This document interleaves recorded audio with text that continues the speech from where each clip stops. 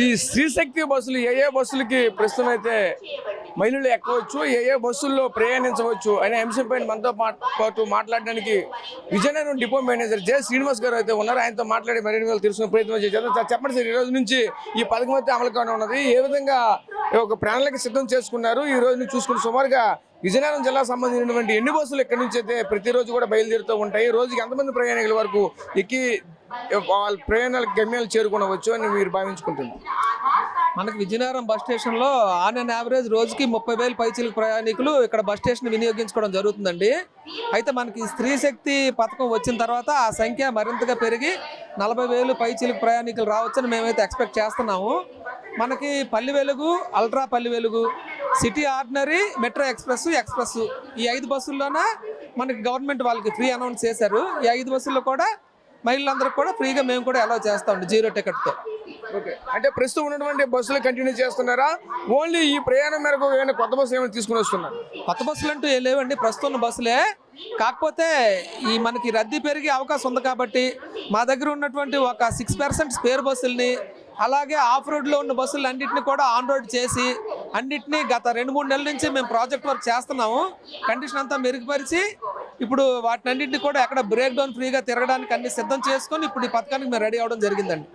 అంటే గతానికి ఇప్పటికి ఉన్నటువంటి బస్సులు ఎన్ని బస్సులు ఎక్స్ట్రా తిరుగుతున్నాయి ప్రస్తుతం అనుకుంటున్నారు? ఈ రోజు నుంచి బస్సు ప్రారంభమవుతుంది.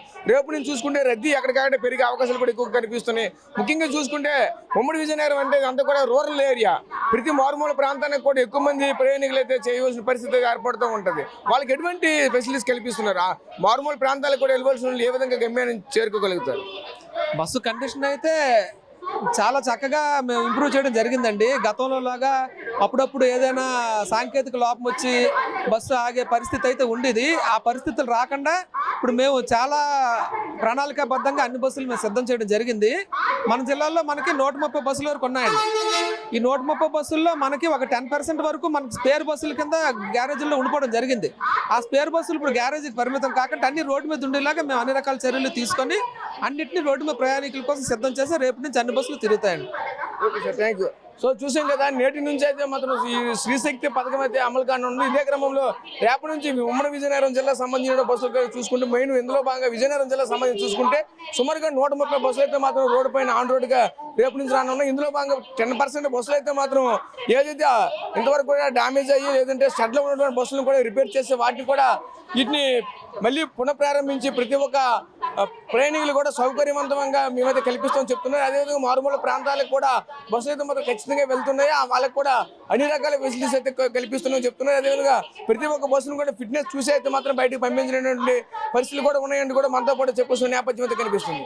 కెమెరా పర్సన్ నాయుడుతో రాజేష్, RTV, విజయనగరం నుంచి. తెలుగులో న్యూస్ కి ఫాస్టెస్ట్ యాప్ ఇప్పుడు టోటలీ న్యూ అవతార్లో. జస్ట్ 5 seconds లో కంప్లీట్ న్యూస్. సోషల్ మీడియాలో ట్రెండ్స్ కి one stop solution. Live TV app voice search option తో ఇప్పుడే డౌన్లోడ్ చేయండి లేదా అప్డేట్ అయిపోండి. యాప్ లింక్ డిస్క్రిప్షన్ లో ఉంది.